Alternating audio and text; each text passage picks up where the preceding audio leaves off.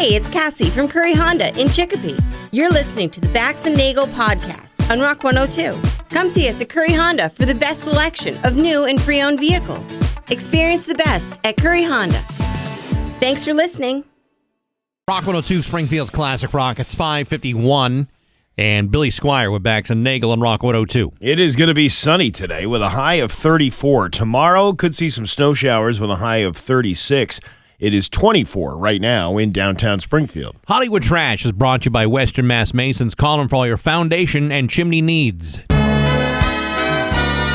Somehow you still care about what's happening in Hollywood. So, from Tinseltown, 3,000 miles away, it's Steve Nagle's Hollywood Trash. Diane Holchek,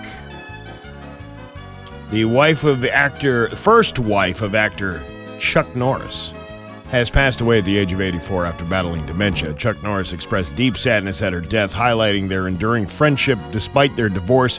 The couple, who married in 1958 and had two sons, separated in 1988 after 30 years of marriage. Holchek is remembered as a kind, intelligent, and devoted mother by her family. She is survived by her two sons and 7 grandchildren. How old is he? He's Chuck Norris? He's got to be. Let me find He's got to be in his 80s now, probably, right? Oh, I think he's well into his 80s. 85. Wow. 85. But he's a young 85. Yeah, well, he's Chuck Norris, for God's sakes. He's like, they made all those things about him after modeling Mayor Dom Dom. That's how that worked. Oh, is that how it worked? Yeah. I actually thought, selfishly, it was erroneously the other way around, but what do I know? You don't know nothing, apparently.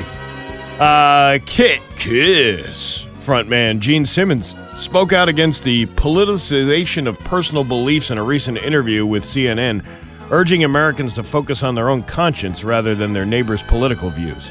Simmons downplayed the significance of his own political opinions and emphasized the importance of humor and tolerance in political discourse. He also shared a personal interaction with President Trump, highlighting the importance of a human connection beyond politics. Like a jet trip somewhere to a tropical island? There's that, too. Simmons recently testified before one with a lot of files. I bet. Simmons recently testified before the Senate Judiciary Committee in support of the American Music Fairness Act, which aims to require radio stations to pay recording artists for broadcasting their songs, which we've already had this discussion about. It should be on BMI and ASCAP and all those other places that license the music that don't, pay. They're the ones that don't distribute, but they're a publishing company, and that's why it happened. That's why they say, well, it's not on us. Yeah. I don't know. Let's go to the poor industry and see how they do. Yeah, let's do that. Queen guitarist Sir Brian May will debut an unreleased track, Not For Sale, Polar Bear, during a festive radio broadcast on Planet Rock. The song, recorded during sessions for the band's 1974 album Queen 2, will be part of the album's 2026 release. Sir Brian is excited to share this never-before-heard version of the song and is looking forward to feedback from listeners. The special broadcast will also feature a selection of Christmas songs and hits by classic artists, including a festive track by Sir Brian's wife, Anita Dobson. Now, let me ask you this. Yeah. This song is called Not For Sale? Yeah. How much is it going to cost? It's probably going to cost, a lot more than what he's saying. Because if it's called Not For Sale, and I have to buy it in order to own it, well, that's false advertising. You could probably stream it as part of your music service that you already pay. Yeah, but so I am, in a sense, paying for something that's not for sale. Exactly. I'm going to contact a lawyer by the end of the day. All right. Something seems fishy about this whole thing. Good luck with all that. A new rumor suggests that Sadie Sink's character in Spider-Man 4 will be targeted and captured by the Department of Damage Control, but will be rescued by Spider-Man. The Department of Damage Control is a government organization in the MCU that first appeared in Spider-Man Homecoming.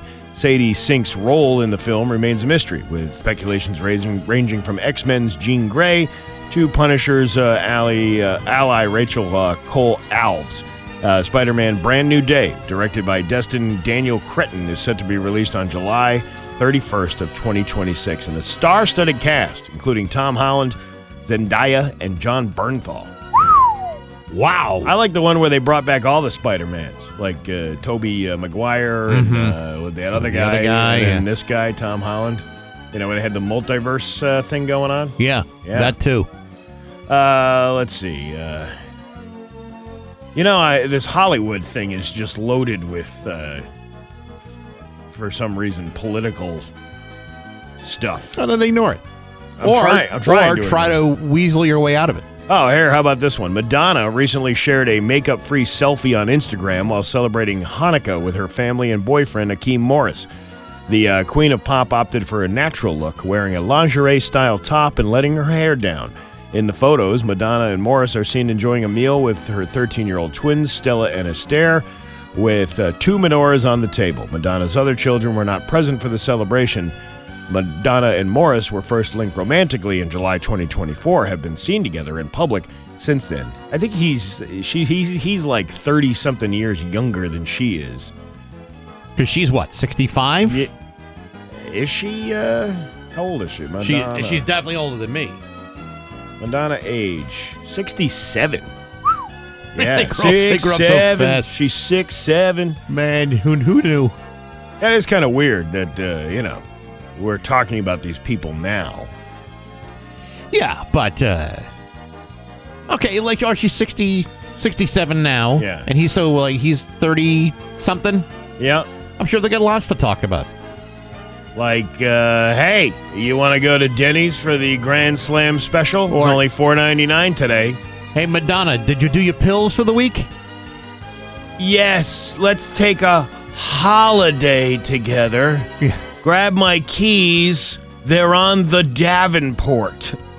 What kind of poise pads would you like me to buy for you this week, Madonna? Extra absorbent. It's gonna be a wild one. A wild one. Papa, don't preach. All right. Yeah. This is the last Maylocks we have. Oh, no. I'm going to have to run to the Walgreens. It's a good thing she's wearing the lingerie-style top. I bet you those puppies are dragging across the floor without any support. She gets up and she's like, 100. She's got. It's only rug burn on her chest because they drag across the floor of the bedroom. It has nothing to do with anything, intimate, if you will. I understand. Kim Kardashian put off a picture where she's wrapped up like a present. Really? Yeah. Well, she must have something to say. Oh my God! The last time I was wrapped up like this was when my Jack Frosted nippled at his nose in that sex tape you can purchase on YouPorn for $39.95. This is really poorly written because the author had a show last night that was late and wasn't prepared. So right. There you go. Sure. Caitlin? I never got that done and dirty with your mother, Chris Kim, but I roasted my chestnuts on her open fire crotch. I had her lick my candy cane while performing the Nutcracker. What are you trying to say? What I'm trying to say is I got a nose as red as Rudolph when she invited in the little Spummer boy. Pum-pum. Come, she told me, pum-pum-pum. I have these things for your chin, pum-pum-pum. I know this is no Bing Crosby, David Bowie, but it's as close as you're going to get to a holiday surprise. And that's your Hollywood trash on Rock 102. Cracked foundation walls. And now, Bax's View from the Couch. Brought to you by Rocky's Ace Hardware, Winter Storm headquarters before and after the storm. Hey, good morning, sports fans. How the heck are you? Folks, I don't know what the hell you people are worried about. Patriots are going to the playoffs after erasing an 11-point deficit by staging a thrilling come-from-behind victory over the Baltimore Ravens. Sure, there were times the fella could have been nervous. Sure, there were times when things didn't look that great. And for normal teams, they would have fallen apart, withered in the breeze, and died a painfully slow death. But other teams don't have Drake May, who within just under 3 minutes left to play, staged a fourth-quarter comeback to beat Baltimore with a 9-play, 89-yard march into the end zone, beating the Ravens by a score of 28-24. Now, I could get into all the specifics of how they did it. I could bore you with all the X's and O's, but all you need to know is that by winning that game, the Patriots have secured a spot in the playoffs. I should also tell you that while the Patriots are busily surgically shredding the Ravens to pieces in that final quarter of the game, the Denver Broncos are trying to figure out how they could possibly lose to a mediocre hellhole team like Jacksonville 34-20. Well, everyone's trying to figure that out this morning, too, and all I can tell you is that had the Broncos won that game, they could have easily sewn up a clinching home field advantage and the first-round bye in the playoffs. Instead, that loss, plus the Patriots win, leaves the door open for the Broncos to get none of that stuff. Instead, there's still a chance the Patriots could take it all away. How possible is something like that to happen? Well, the Broncos have 2 games left in their schedule, the banged-up Kansas City Chiefs and the highly probable L.A. Chargers. The Patriots, on the other hand, are looking at the Jets and Miami. Now, based upon the allegedly easiest schedule in the NFL, who do you think's got a better chance of winning their last 2 games, and why isn't it the Denver Broncos? Because if it goes to a tiebreaker, the winner of whichever team has the best conference record winds up getting all the good stuff. The Broncos only have 1 conference game left to go. The Patriots have got 2, and those teams are both terrible. In other words, go Patriots. But hey, enough of my yapping. Sports brought to you by Rocky's Ace Hardware. Why is Rocky's giving you a $10 gift card free when you buy a $50 gift card for somebody else? I don't know. Maybe they think you're kind of animals or to children or what have you. Either way, get the Rocky's gift card deal. Buy a 50, get a 10 for free. Available now at your neighborhood Rocky's Ace Hardware. I'm Bax. That's my view from the couch. 102 Springfield's Classic Rock at 612 and Joan Jett with Bax and Nagle at Rock 102. Let's see. It is going to be sunny today with a high of 34. Tomorrow, some snow showers possible with a high of 36. It's 23 right now in downtown Springfield. Scott Cohen will join us next hour. We'll talk about Patriots football. Big win last night for the Patriots, and also Autumn Mist. It's an Autumn Mist Monday. Your chance to win something nice from Autumn Mist Farms just before the holidays. Oh, just another Autumn Mist Monday here. That's right. At Rock 102. Well, what a hell of a busy weekend I went through from Thursday night to last night. Mm-hmm. Comedy shows galore. How many did you do since Thursday? 5. 5. Yeah, Thursday night at the Shortstop, and then Friday night down at River which is the waterfront restaurant. Yeah, did you know? I didn't know that. I didn't know that either until it was told to me about 50,000 times. Which, first of all, there was only 8 people that I did a show for on Friday night. 8 yeah. people? Yeah, and I'm guessing because Saturday night was a completely different crowd. There was like 45 people there, which is a solid respectable. crowd. Yeah, I don't know where the message got mixed up, mm-hmm. but when I walked into River on Friday night, the room wasn't typically set up like it usually is with like the long tables for the comedy show. The room was set up like somebody was going to be having a Christmas party. I see. And then we were told at the end of the show, I was like, I'll see you tomorrow. And she's like, no, you won't. There's a Christmas party going on in here tomorrow. And I'm like, I don't know who got that wrong. So then the booker was like, what? Yeah, like it was news to him as well. Right.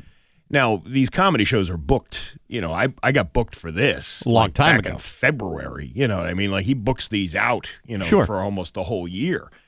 And so that was it was just one of these. I've never experienced that before, where somebody had booked something so far along and nobody said at least a couple of weeks ago, right. Hey, by the way, we can't do this because, and I'm sure they're probably getting more money from a Christmas party. But you have performed for crowds of 8 or smaller. Yeah, and the great thing about, and that was. It was actually a great experience because the 4 people that were there were huge fans of the show. Like, okay. They came because they heard us talking about how, I was gonna be at this place, right? And we had a great time. And there was these 4 ladies who came in that could have cared less. I don't know if they were just, there were like a bunch of divorcees out for a night, but would rather chat and talk anyway. Sure. much to the chagrin of the 4 other people that were enjoying the show. And to the comics who are trying to perform. But I think it was a good experience for me because at least you stay with what you're doing. You hold the mission. Sure. I think a lot of times before I was very, like, if I had that kind of experience, I'd be like, oh man, what do we do now? That kind of Show must go on. You show plow must ahead. go on. We did, and it worked out great. And the 4 people that were actually listening were enjoyed the show. So then the next night, when we can't do this show there, he's like, I'll find another venue, and we'll do the show because he had already sold, like 20 tickets or whatever for the show.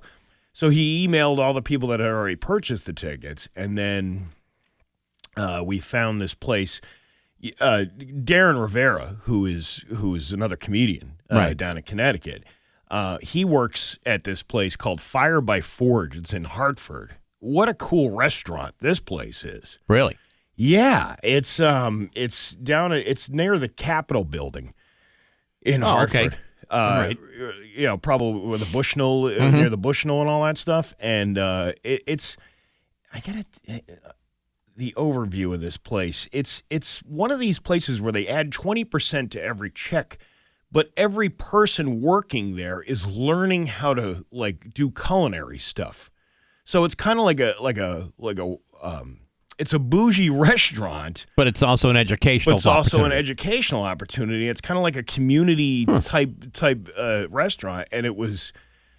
I didn't have any of the food, but I was watching the dishes come out, and I'm like, wow, this looks like a pretty good place, and it was packed in there. It was a pretty busy What's it night. called again? Fire by Forge. And Fire it's- by Forge. Yeah, okay. and it's downtown Hartford, and let's see, what is it? We believe that food has the power to drive economic opportunity and transform lives. When you dine with us, order catering, or shop at they have a grocery store next door. Mm-hmm. You directly support job training, internships, apprenticeships for individuals overcoming barriers like poverty, incarceration, homelessness, and addiction. So they hire people who wouldn't normally be able to get hired because of some dumb drug charge or something that they had when they were younger or things like that. So it's actually a pretty cool. Yeah. But what can I eat there? Well, that's what I'm saying. I mean, it's all very well and good, and that's very nice. But if I'm hungry, okay, all right. Ooh. Yeah, that's what I'm saying. The lunch and dinner menu. Let me just look at this. I'm looking at it right now. Download PDF.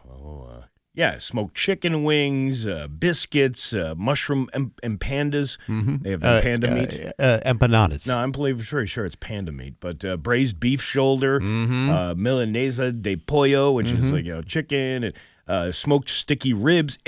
It's actually Looks pretty nice. yeah, it was a really good ribs. So that was we wound up having like 45 people down there.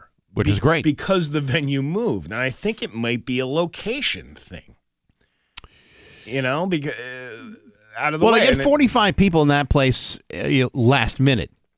That's pretty good. That's actually really, really good. Well, and a lot of people were fans of the show when they heard that there was going to be, because I posted it up Saturday morning that the venue had changed and whatnot. And then people had bought tickets, which was awesome. So I appreciate everybody that came out for that. And then yesterday morning, I get a text from Brian Plum at like 7:30 in the morning. He goes, hey, I guess we're doing Mohegan Sun tonight.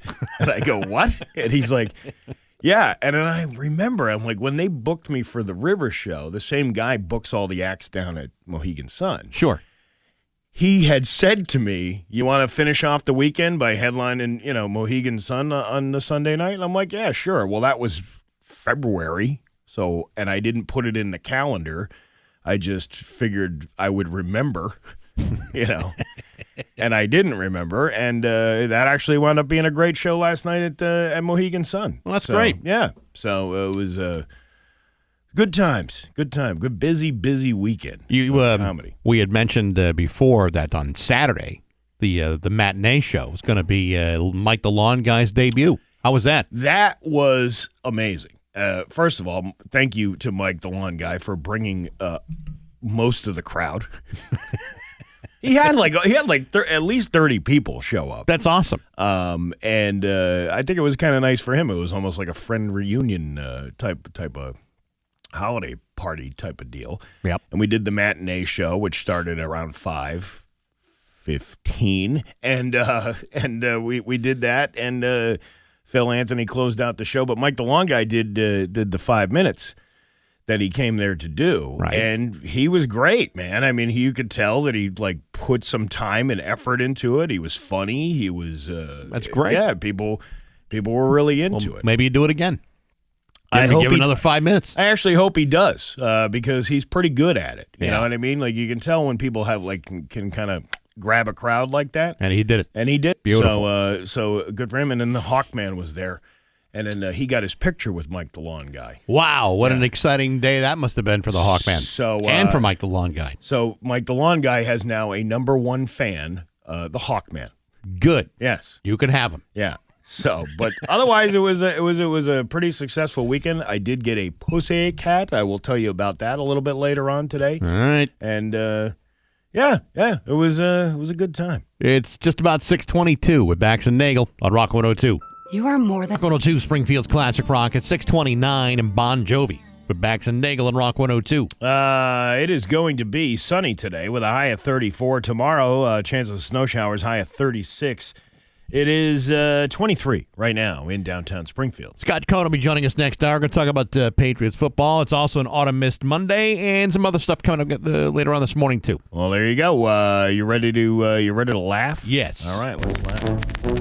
It's Bax and Nagle's Joke of the Day I'm funny how? I mean funny like I'm a clown, I amuse you, on Rock 102, I make you laugh. Springfield's Classic Rock.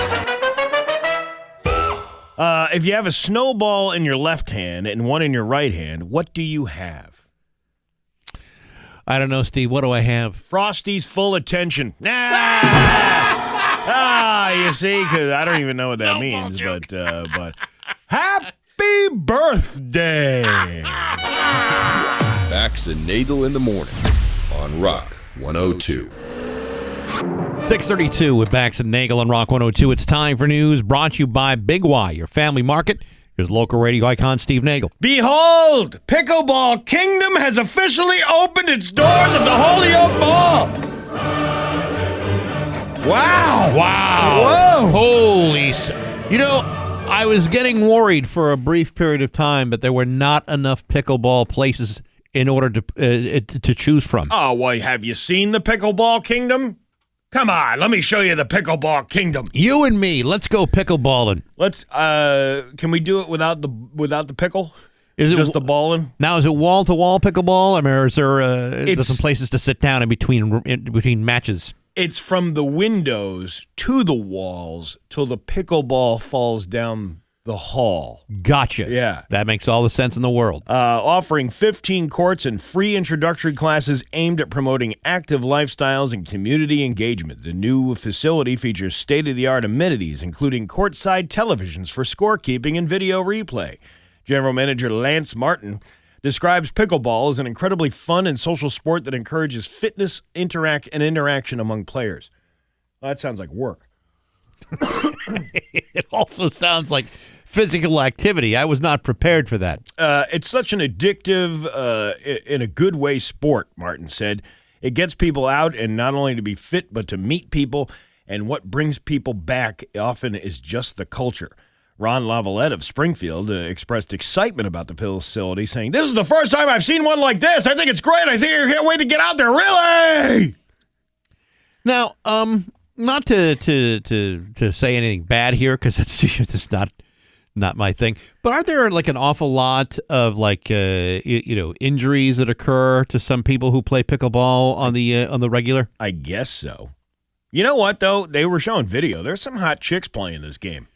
It's not just retirees going out for a pre-bocce ball match. And you know what? Hot chicks love watching overweight guys suck wind while playing pickleball, clutching their knees that have just been blown out by the torn ACL they have. You don't think there's a chick out there who has a kink for that kind of thing? I love watching a guy who's just slightly over middle-aged and flopping his gut around on a pickleball court. I can see a lot of women go, wow, look at that guy old enough to be my grandpa with all that hair in his back, and those orthopedic strap-on shoes. A lot of people that come into pickleball for the first time have the feeling that they don't know how to play pickleball or they aren't athletic. And so many people walk out onto the court and play for an hour, and the first thought is, hey, I can do this. The overarching goal of Pickleball Kingdom is to provide a welcoming environment that fosters competition and community among friends and families. Pickleball Kingdom is committed to becoming a healthy and positive part of Greater Holyoke community, inviting families and friends to come together for family competition. This is great that, another business is opened and people are supporting another local business. But I always wonder, like the trampoline park trend. Yes. Like things like that. How much business can you sustain when there are multiple places open like that? Well, so I have a friend of mine who is big into pickleball. A little bit older than me. Yeah. It was athletic when he was young. Have you seen the pickleball? Let me show you the pickleball. Have you seen the paddle? Yeah, well, he for a while, he was playing pickleball several times a day. He'd go play at one place, go to play at another place. He back the following day, play 2 or 3 rounds of pickleball. Yeah. Kept playing pickleball all day long until his knees, his back, his shoulders were screaming at him. And he said, hey, Baxy, is there a place I could go to have something done with all this pain? I say, well, yes, my friend. Have you thought about QC Kinetics? That's a great business for them to like a sport for them to sponsor. Oh, I'd leave brochures in the front desk. Yeah. Hey, take my card. The QC Kinetics. Listen, why should you have your life dictated by pain? Call QC Kinetics today for a free consultation. It's a popular sport. People are doing it. It's not just a popular sport, Steve. It is like the popular sport amongst the older 50 crowd. Yeah, I have friends who teach this, like they're instructors, and they meet every Sunday morning and they teach other people how to play this game out at the Westfield one. And they go bowling all the time. Yeah, a ball all day, all night, pickleball all day. I got a girl who won't be true. I got a girl likes to pickleball all day. That's right. She's a pickleball hooah is what she is.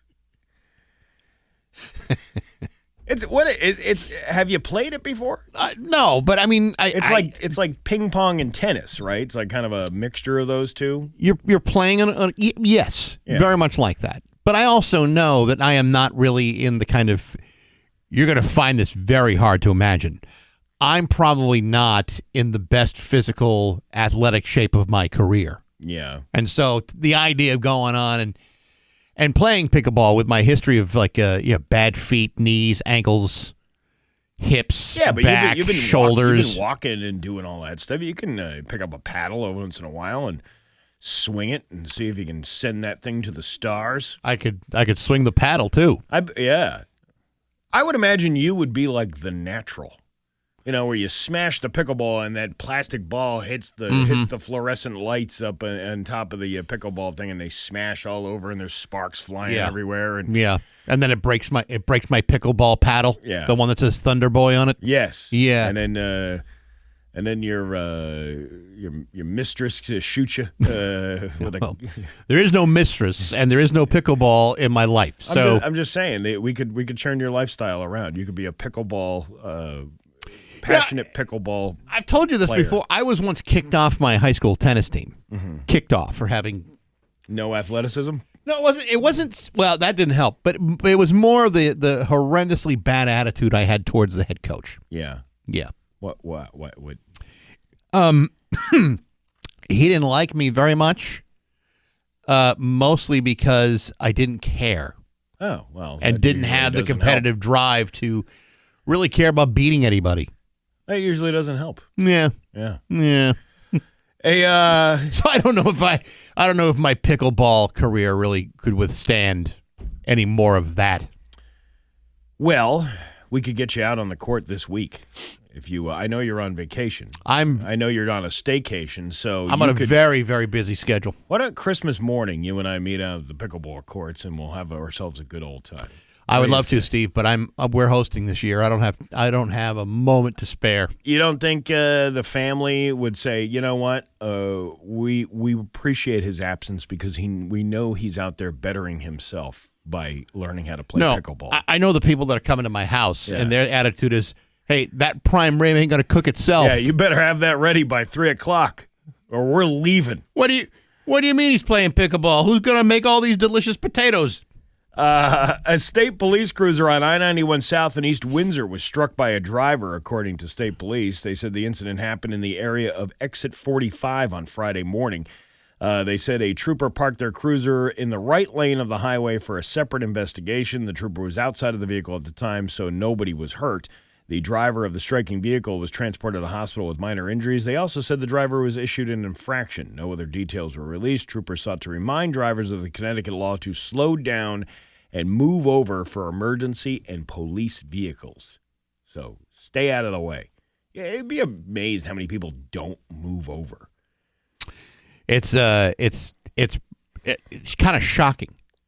What was I the other day? There was an emergency vehicle trying to get by on the other side of the street, and people were not getting out of the way.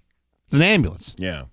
Trying to get to a hospital or to some sick person. Get the hell out of the way. I don't understand that. Why people don't like?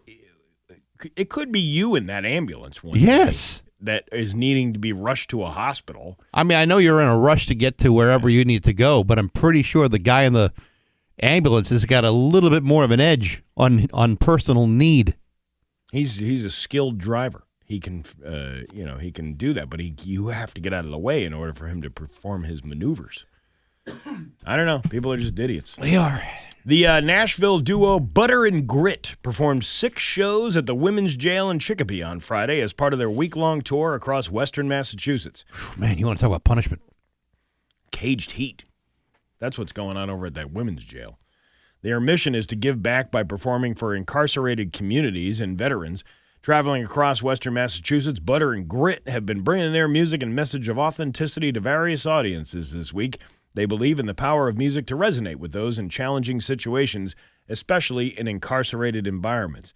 Grit, one half of the duo, explained their approach to performing. You know, it's one thing to preach something, but it's another thing to sing it, and it's believable, and we're just as Butter and Grit want to be authentic. This highlights their commitment to connecting genuinely with their audiences through the music. Oh, that's nice. In addition to performing, Butter and Grit collaborate with nonprofit organizations to help those who are incarcerated. They work on songwriting initiatives that allow individuals to explore their creativity and express their stories through music.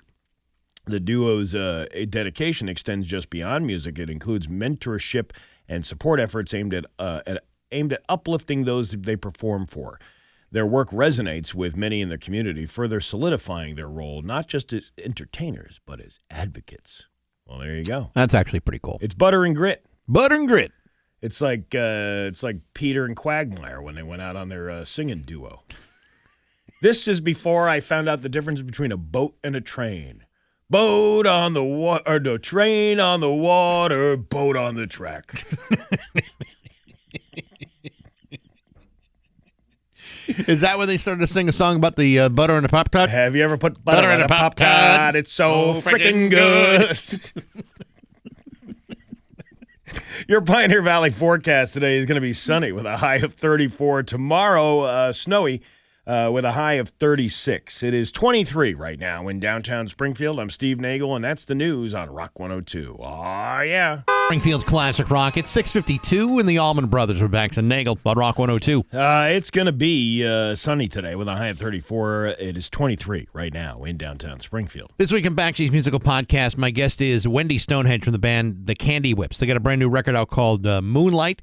He's formerly the lead singer of the band called Glitter Wizard. It's actually a pretty cool record. It's like synth pop doing old doo-wop and old rock and roll standard songs. The way he did it's actually really clever, really interesting guy. You can hear that on Apple Podcasts, SoundCloud, Spotify, the Rock 102 YouTube channel, rock102.com, as well as the app, all brought to you by Metro Chrysler, Dodge, Jeep, and Ram Chicopee, and Rock 102 Springfield's Classic Rock.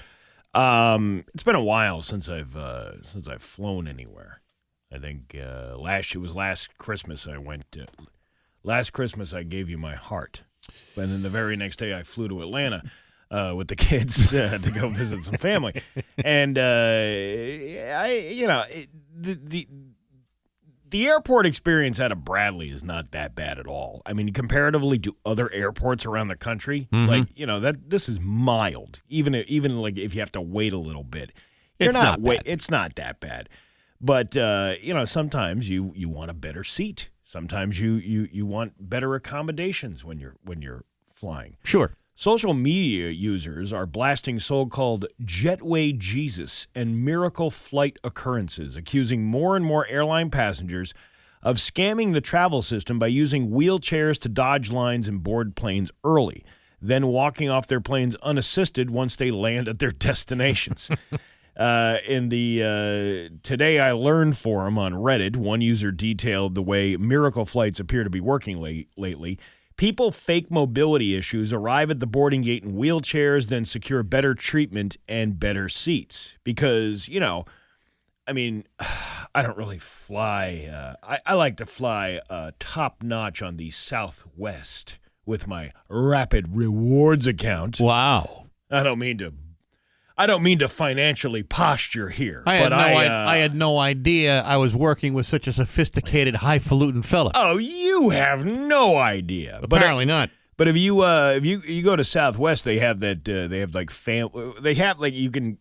people who need assistance. So right. But you can go to the airport and go, I need a wheelchair to gate C5 or whatever it is, and they'll get you. They'll have a guy take you in a wheelchair. Oh yeah. Whether you're Because by your appearance, they can't judge you by your appearance, and because a lot of people do have disabilities. And you know what's great? That aren't what? Not only does the person on the wheelchair get to go on the plane first, yeah, but their family does too. Yeah. And years ago, we were flying from like Jamaica, yeah. And there was a couple who's an older couple. There was a guy, and then there's a woman who like accidentally twisted her ankle on the curb getting out of the hotel, and we knew these people, and they said, "Hey, come with us. We're your aunt and uncle." Oh, so our Uncle Harry got us because we were all right behind her in the wheelchair. Yeah, and we'd have to wait in the line. Oh man, look at you! I mean, this is all pre 9/11 type of stuff, but nevertheless, it's like they didn't. There was no question. Have to show ID or nothing. One user openly admitted, I have my grandma wheeled around when I take her to the airport. She doesn't get lost on the way to the gate. No mobility issues whatsoever. Another person said, this is just corporate propaganda against Americans with Disabilities Act. Yeah, if you're faking it, though. Okay. A different person claimed, the airline told me when connecting at O'Hare, when you have to travel a long distance in a short amount of time, you should ask for a wheelchair. And yet another user commented, obviously some people are committing fraud. Some people can probably walk, but only with a cane or less significant issues. Airlines have recorded a 30% yearly increase in wheelchair assistance requests at bigger airports, including, according to the International Air Transport Agency, which is, the acronym is AITA, right? Right. A trade group representing airlines around the world with executive offices in Switzerland. The considerable increase in wheelchair assistance requests is a key issue for the aviation industry, the organization noted in a recent memo. To understand the scale of the problem, the organization is looking at the issue through surveys and studies. It noted that the requests are more prevalent in specific geographies, flights to and from India, the United States, and the United Arab Emirates. It is also said that many assistance requests come from passengers who do not have physical disabilities but do not feel confident navigating through a busy airport. What? Yeah. Because you don't want to walk, or you don't know how to get to someplace. There's signs everywhere telling you which gate to go to and where to go. But if you can find a way to get around all that rigmarole, why not do it? I'd fake an injury for that. My mother died, 4 years ago now, and I miss her. Not only because she was my mother, but I mainly miss her because of that sweet handicap placard that we used to get and park right up front at the Walmart and the grocery store. The physically infirmed have no idea how sweet they got it. And I've mentioned this before. she would bring the handicap placard up with her. So when we would go out here, you could just put it in your car as long as her name was on it, and she was in the vehicle with you. It's perfect. But who's going to check? Well, I mean, if you walked up with a handicap placard, it had her name on it. Yeah. So if you walk up to if you're not handicapped and you get out and you're not the person on that thing, that's a violation. You're going to get a ticket for that. Suppose I walk with and I drag my foot.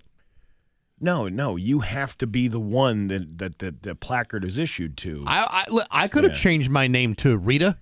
You could have. You absolutely could. I identify as Rita. Yes, that's your new identity.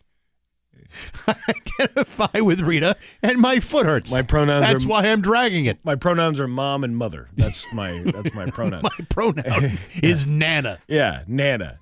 Anyway, but so we would do that. But when I would go down to visit her in Florida, there was no handicap spaces available because everybody down there is handicapped. There was actually a better chance for you to get an open space in the rest of the parking lot than they were for the dedicated. Right. Because they do have increased number of handicap spaces down there. Sure. Well, they need it. Yeah. But there's still none left. So I don't know. I guess if you're a scumbag, you want to pretend that you're disabled in order to get a better seat on a flight. Maybe you should work a little harder and pay the extra fee. It's 6:59 with Bax and Nagle at Rock 102. And now, Bax's View from the Couch. Brought to you by Rocky's Ace Hardware, Winter Storm headquarters before and after the storm. Hey, good morning, sports fans. How the heck are you? Folks, we've all been in this position. You're at a public event, a concert, a ball game, a fundraiser for delicate children, or what have you. You buy your ticket, you find your seat, and suddenly someone decides to act up. Now, in situations like these, you have choices. You can either ignore it, move on, and let somebody else deal with it, or you can ball up a fist and smack that guy right in the juice. Personally, I try not to get involved in physical confrontation, but I'm not against somebody else getting smacked in the juice. For example, yesterday in Detroit, a fan of the Lions thought he would take it upon himself to begin a sideline conversation from his seat with Pittsburgh Steelers wide receiver DK Metcalf. The Lions, as you know, are in the midst of losing to the Steelers when this unidentified ticket-paying fan, who was dangling over the front row railing and wearing a blue rig at the time, began a brief discussion with Metcalf in the second quarter of the game. It is believed that the Lions fan may have suggested something to DK Metcalf, which initiated a disagreement. Since a peaceful resolution was unlikely due to time restrictions, Metcalf chose to initiate his side of the argument by grabbing the fan by his shirt and shoving him back in the seat. Could have been a punch, could have been a push, who's to tell?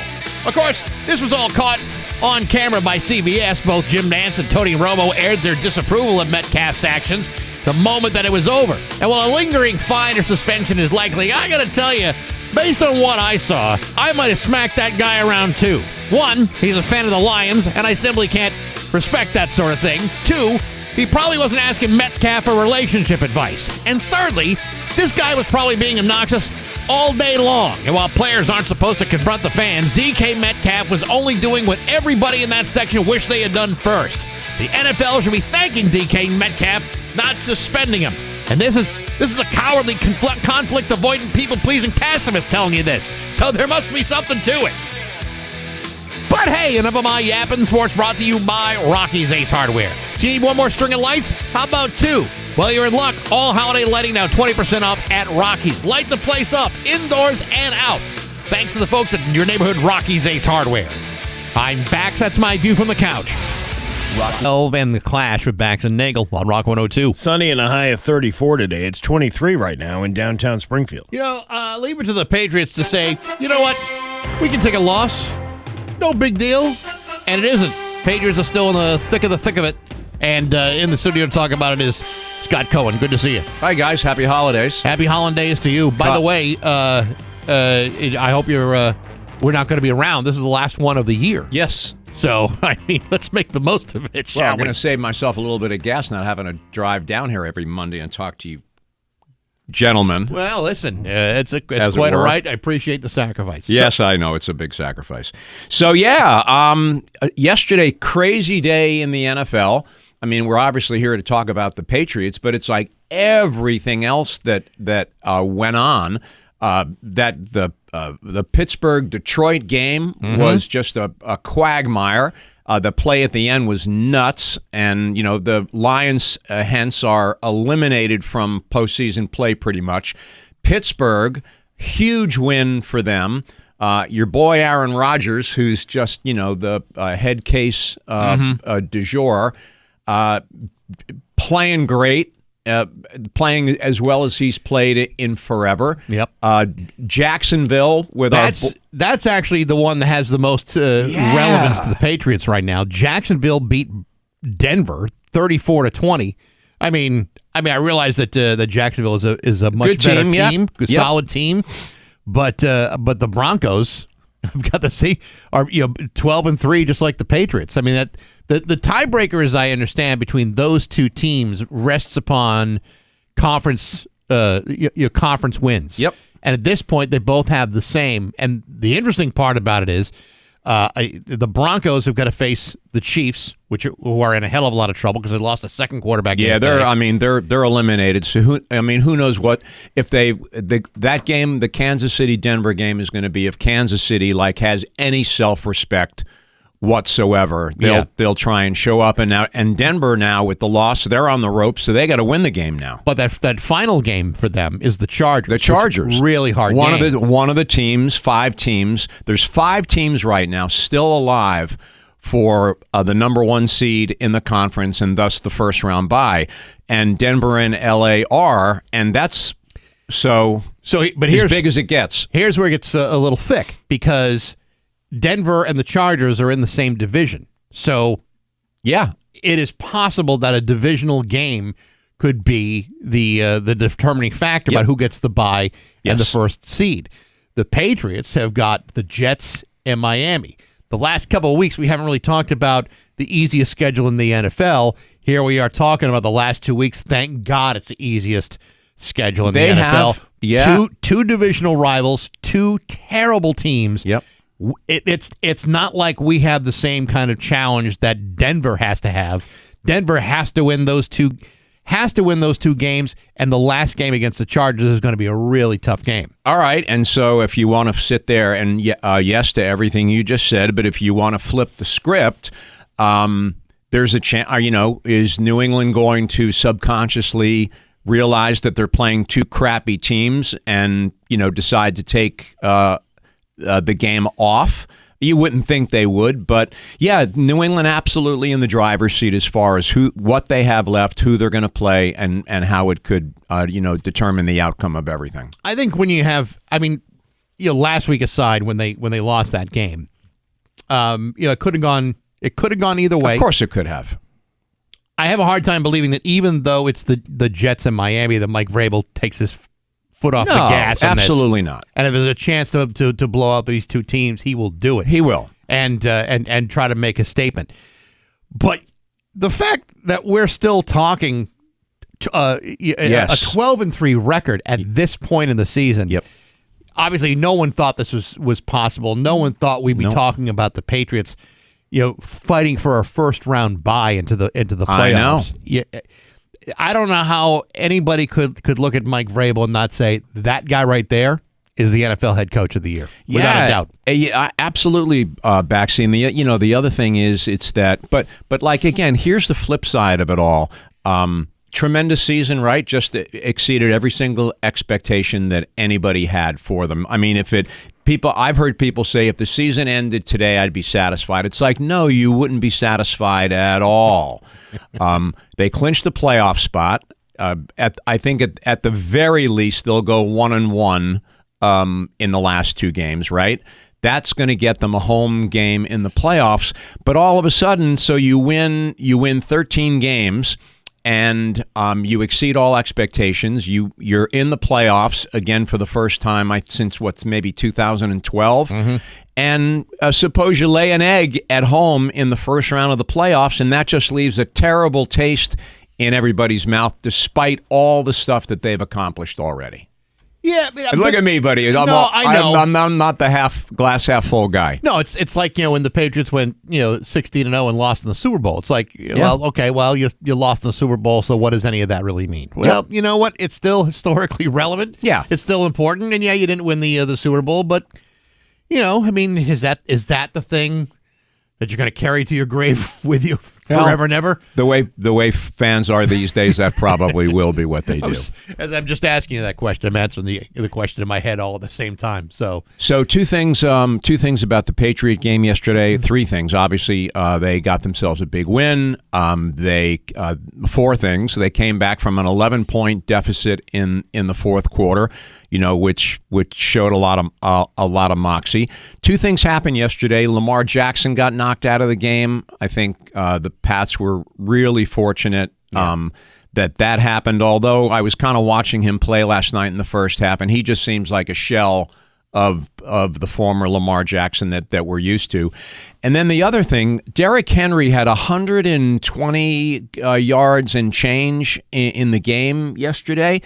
Did not scored Buffalo's touchdown. Did not play the rest of the fourth quarter, the majority of the fourth quarter. That seemed to me to be a little unusual, but Henry not playing and Jackson getting knocked out obviously played into the Patriots' hands. And then the other thing yesterday was back to the Denver-Jacksonville game. The big thing was the reason people were talking about it was so important for the Patriots to get the number one seed is because you don't want to go to Denver and play on the Broncos' home field, 5,000 feet in the air with the air being thin. You playing the game in January, which it could end up being a quagmire weather-wise. So all of those things, they were saying that, Denver's invincible at home. And then Jacksonville goes in there yesterday as an underdog and beats them. So it kind of throws the invincibility factor of the Broncos right out the window. Yeah, this was Drake May's probably his most productive game. 380 yards, 31 completions, 2 touchdowns, 1 interception. But he coughed up the football one time on the fumble, and he had a completely subpar first half and still put up those numbers. 380 yards. Yep. I mean, it's like, all right, well, there's your guy, and there's still the conversation of him as MVP. I know we talk about this a million times, but the kid's still putting up numbers this deep into the season. He hasn't in a year where you're noticing more and more. Quarterbacks are going down with injuries, a lot of ACL problems this year. He stayed healthy, and knock on wood, he continues to be. But I mean, how can you not just be more and more impressed every single week with him? So here you go, buddy. Here's coming up for next week, right? Denver's got to play at Kansas City. We talked about that earlier. You figure that's one in Denver's favor. Patriots have to go play the Jets. We give them a win. Jacksonville goes to Indianapolis. Jacksonville's playing great, and Liam Cohen, give UMass some props. He played quarterback there. Pittsburgh's at Cleveland. That's a benefit for the Steelers. Chargers have to play Houston, one of the teams that's completely in the mix for a playoff spot.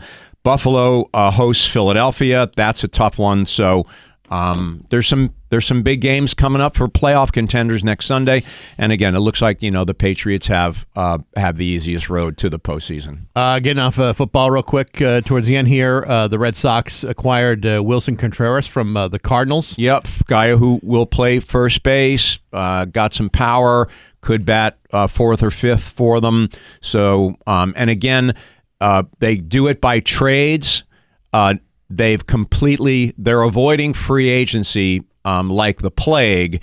So, and they got Contreras, and St. Louis is going to pay $8 million of his salary. Yeah. So that's like the perfect kind of trade transaction that the Red Sox that we know and love right now will do. Do you think they're holding back on free agencies because they're still in the mix with Alex Bregman? I don't know, man. To me that makes sense. Hopefully so. Bregman wants a lot of money, and they need to re-sign him. But it's like the Red Sox just have a different way of going about things. They're not they're trying to get the, like anybody else, the best player for the least amount of money possible, and hopefully they'll get Bregman in the fold. All right, Scott Cohen, have a happy holiday. Yeah, you guys, happy holidays, and enjoy, and we'll go from there. Sounds good. It's 7:23 with Bax and Nagle on Rock 102. It's 7:26 with Bax and Nagle on Rock 102. It is going to be sunny today with a high of 34. It is 23 right now in downtown Springfield. Bourbon Barbecue and Blues is coming back, brought to you by Dave Miner Exterior Home Improvements. This is a great time. Saturday, January 31st, at the Log Cabin in Holyoke. Starts from 6 to 9, a night of great food, smooth drinks, and hot blues from Neil and the Vipers. Tickets are on sale at rock102.com. Your admission not only includes not only the music from Neil and the Vipers, but also a Pendleton whiskey tasting and a multi-course meal that is absolutely delicious. Makes a perfect holiday gift for anyone who loves bourbon, barbecue, and or blues in your life. It's Bourbon Barbecue and Blues, January 31st at the Log Cabin. Brought to you by Dave Miner and Rock 102, Springfield's Classic Rock. I talked to some listeners over the weekend. Came to a show down in Hartford. Yeah. And they're going to that. They love that event, and it is a pretty great event. It's kind of an upper scale event for us. I mean, it's not exactly a work release at a VFW hall, but it's pretty close. The venue and the food are upper scale. Some of the participants are. They are upper scale too, like an upper scale, 300 pounds or better. Comedian John Moses, you know him. Sure do. Right? He has an album called Upper Middle White Trash. Of course he does. Right. So, But no, it's a great event, and even if you don't drink, the food and the blues alone are worth the price of the ticket. There's something for everybody at that event. And it's like, it breaks up the monotony of the winter. Because by the time the end of January comes, you got like another month and a half before spring comes, and the weather, you're just like, you need to get out of the house. And this is the perfect venue to do that in. It's 7:28 with Bax and Nagle on Rock 102.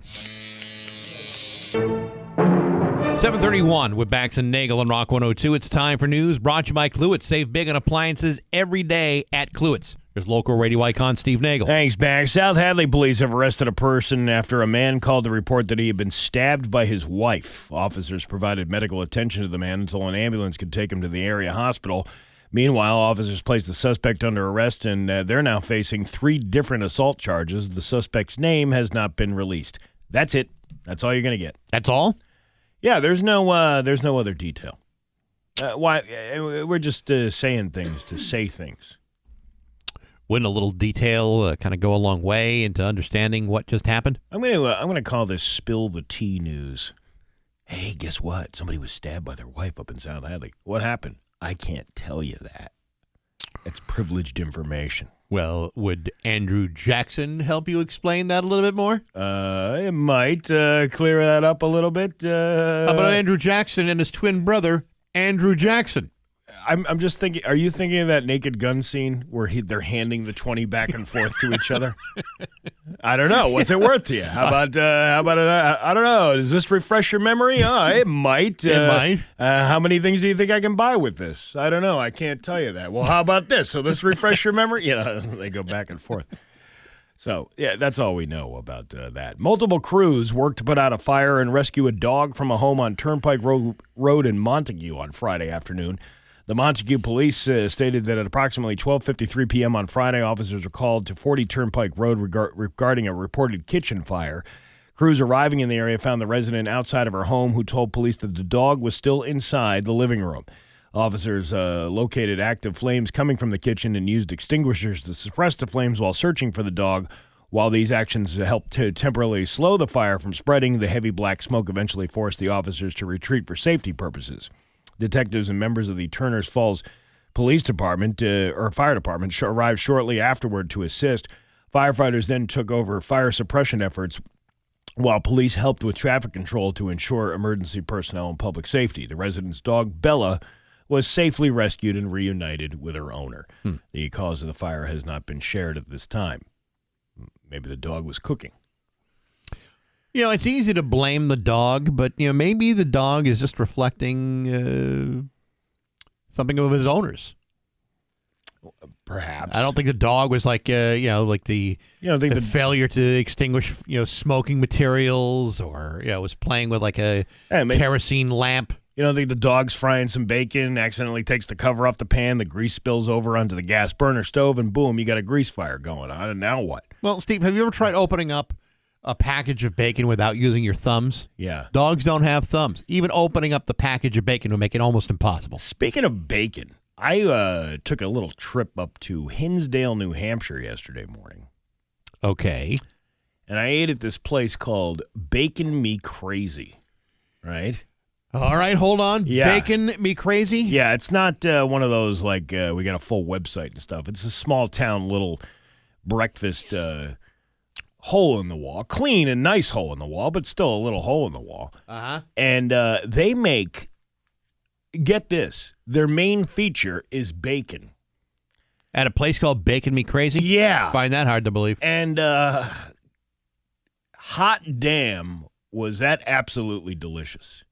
You can order, they have different flavors of bacon. They have like sriracha, chipotle, honey. They have, I opted for the garlic parmesan bacon. It Really? was, and it's like thick smoked bacon. It's not like, it's not like your Oscar Mayer Right. This is the real stuff. crap bacon. It's this is the real stuff, real thick cut, and absolutely delicious. Now, I only had a small portion. I had like 2 eggs and toast and 2 pieces of bacon, right? Okay. But they have on the menu a bacon salad, which is basically an entire pound of bacon with a leaf of lettuce on the top of it. You know what? That is the kind of creative Yeah. menu item that I can really enjoy. Yeah. Why does salad have to be so fused with vegetables? I don't know. And they got the right idea. 1 leaf of lettuce atop a pile of bacon. You can't go wrong with that. You can't do anything. No, that's Hinsdale, you say? Hinsdale, New Hampshire. I'm looking at their Facebook page right now. It frankly looks like something that really scratches me where I itch. Pretty much like 10 minutes from the border of Massachusetts. Oh, my God. Yeah. All right. We're going to figure out a way. Road trip. Hey, listen, a restaurant solely surrounded by the theme of bacon is a great idea. It's a can't lose proposition. Yeah. And and they got all these flavors. I think the flavors, the flavors were something else. It's an hour and 13 minutes. It's a straight shot up. We should get a bus of people or small minivan or even just a 2-seater smart car and get the hell up there. Or you can come with me every week as I give my life up for a traveling softball team. How many games are being played in Hinsdale? And have nothing to do for 2.5 hours. So I venture out and I just go right over the border into Hinsdale and get Bacon Me Crazy. That sounds fantastic. That's a nice little New Englandy town up there. Hinsdale? Yeah. Oh, yes. Isn't that where the racetrack used to be? That's right, yeah. Yeah. But I don't think I've ever seen the downtown portion of Hinsdale. That was the first time I had been to the downtown portion. You don't want to blink an eye Yeah. because you might miss some of the hustle and or bustle, but Yeah. a place like this seems to me like to be the crown jewel of the entire town. I mean, I believe it was founded by a man who decided, you know what, fireworks, alcohol, and tobacco will be our 3 biggest trades for the people of Massachusetts. Listen, I don't need all my arteries to be unclogged. Right. Just like 1 or 2 of them are operational. That's all that matters. Now, give me another salad, please. Give me another salad and a carton of Marlboros. That's like their big thing up there. I think I saw like 3 different stores of because I went through Northfield, which I've never actually been to. I've been through Northfield, but I've never actually been like through the downtown portion of Northfield. Sure, very nice town up there. Well, like the Northfield Mount Herman. That's kind of a little bougie school up there. What did Northfield do? Mount Herman. They Mount Herman. Who? Paging Mount Herman. Paging Mount Herman. There's You a have a telephone call at the front desk. Is that what? Is it Mount Herman? Mount Herman. There's a college up there, too, and it wasn't Mount Herman though. I drove by it. Pretty nice looking place. Oh yeah. I don't know what the name was. The college. I listen. I've been to Northfield Mount Herman like once in my life, a million years ago. Mount Herman. Paging Mount Herman. You have a telephone call at the front desk. But after that, I spent no time there. Oh, well, you're missing out. Am I really? Yes, you are. Okay. The State Police's Oversight Board suspended the law enforcement certification of Michael Proctor, the former Mass State Police trooper who investigated Karen Reed. The Mass Post Commission suspended Proctor's certification in the best interest of the health, safety, or welfare of the public on December 18th. This means Proctor will not be allowed to serve in law enforcement in the state. That doesn't mean he can't go anywhere else and get employment. Yeah, but there are enough states that know who Michael Proctor is and probably wouldn't give him the time of day. I don't know about that. How many times have you seen like people who were involved in like scandalous things and then they get fired from their department, yet they get hired somewhere else not too long after that? National recognition. No, I understand that, but I think that Michael Proctor has done enough damage to his career where anybody who vetted Michael Proctor are probably going to find some things they're really not going to want on their force. The decision also means Proctor must surrender any outstanding agency-issued credentials and equipment such as uniform, badge, firearms, and use of force instruments such as tasers. In October, Proctor withdrew his appeal of his firing by the Mass State Police. Proctor's decision came after the union representing state troopers pulled support for him just days before the scheduled hearings. State Police terminated Proctor on March 19th, largely due to his conduct in the Karen Reed investigation, during which he sent a series of unprofessional and derogatory texts about Reed, including one where she said she wished she would kill herself. Actually, the more important one was the leaky balloon knot. She's got a leaky balloon knot. You know what that is? That's like the rusty sheriff's badge with water. It's like a leather Cheerio. Oh, you like leather Cheerios, do you? It's the Patrick Starfish of Massachusetts. Now, the only reason I know this is because of my exceptional powers of investigation. I was able to find out that she had the leaky balloon knot. Yeah, I guess he really kind of screwed himself on that I think one. I think he's I think law enforcement is probably not his bag now. Yeah, imagine getting like interviewed in another state. Welcome to the Rhode Island State Troopers. Have you ever been involved in anything? No, I've never said the words leaky balloon knot in a text message regarding an important police investigation.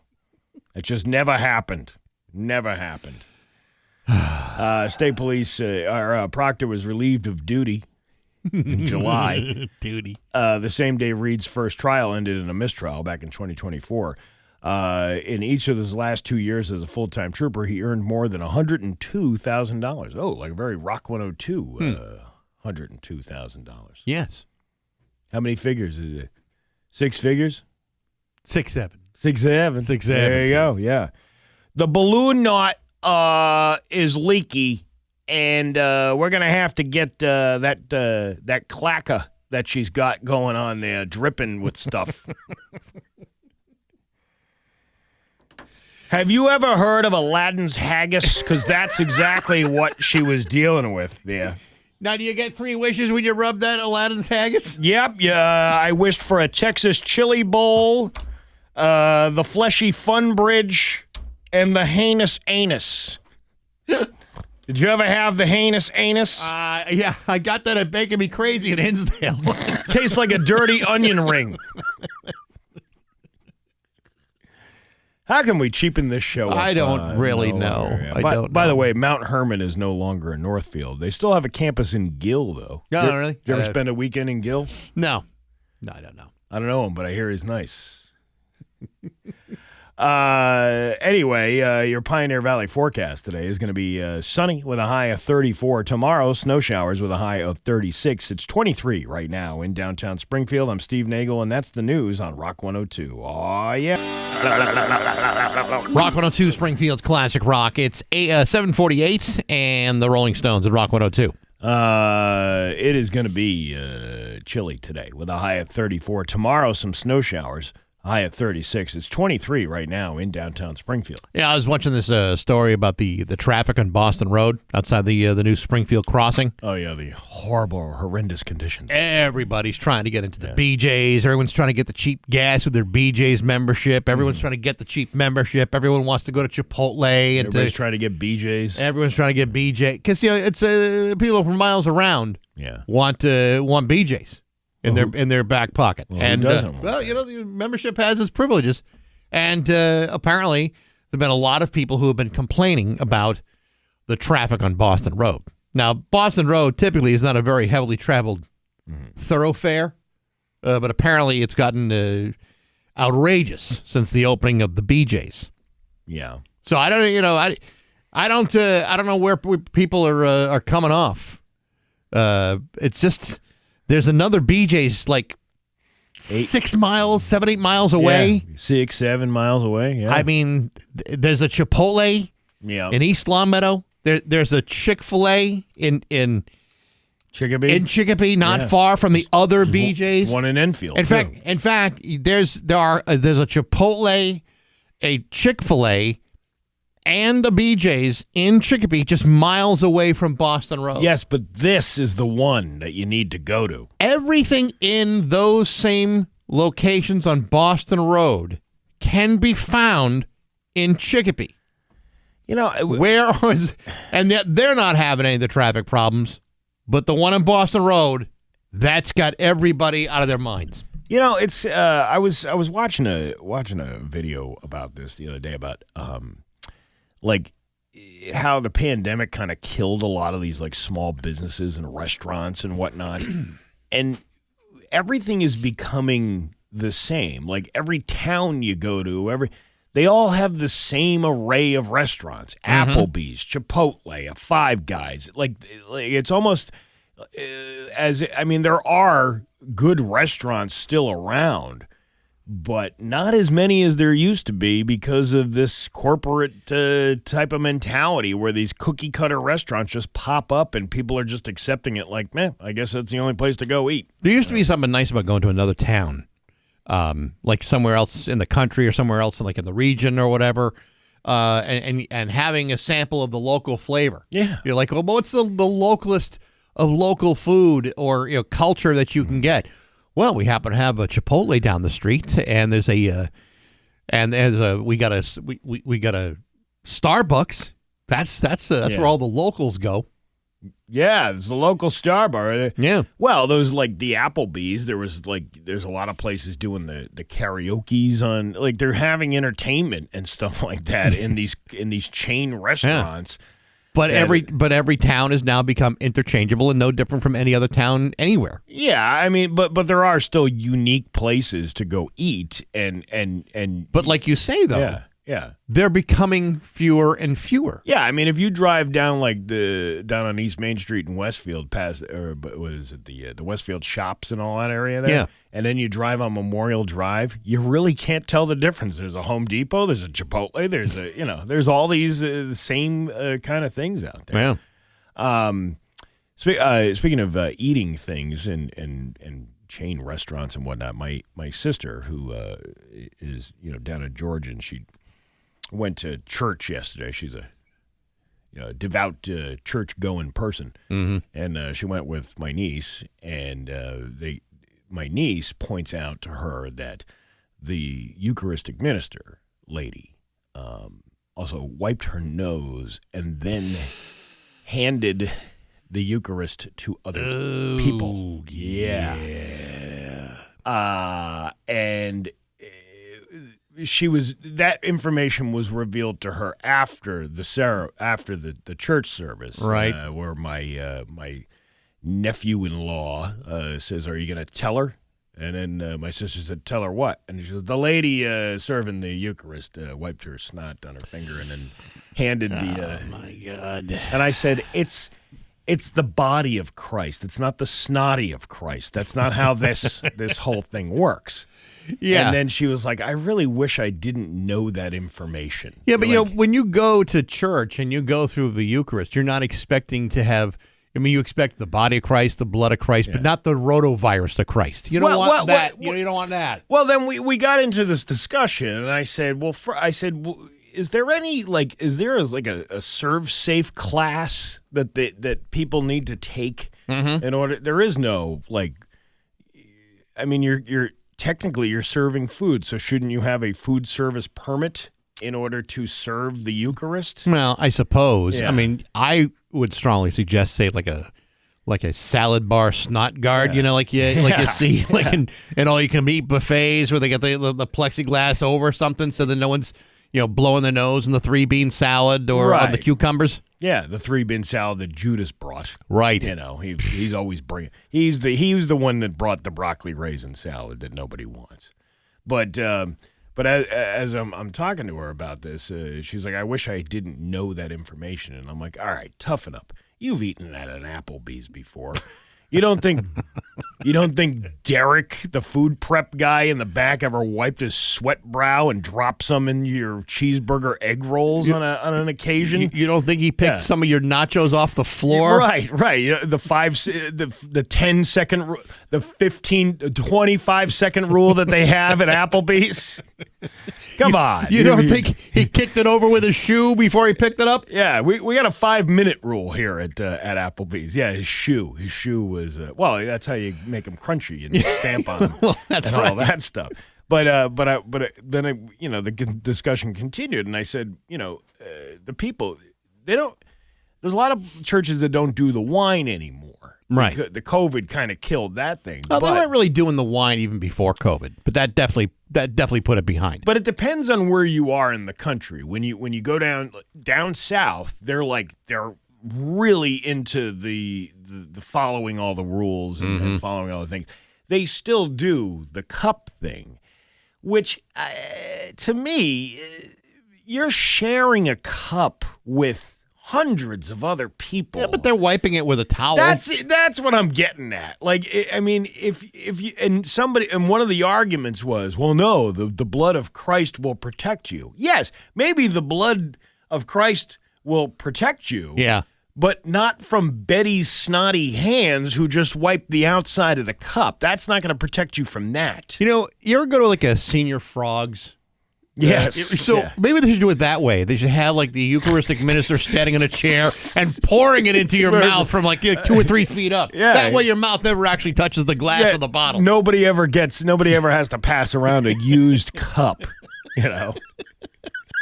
There's like a wine luge made out of ice or something. Yeah, you don't think any of those disciples at that Last Supper were like, we're all drinking from the same cup, and then well, all of our other grails are in the dishwasher. we couldn't come up with 12 grails. We only had one grail, and you could pour it into your hands. One of the funniest memes I saw last week was Jesus in the manger in this hay-filled, cradle thing, and then the donkey going, yeah, go ahead, birth in my food. That you go right ahead. You do whatever you need to do. I'll eat around them. Yeah, right. Yeah.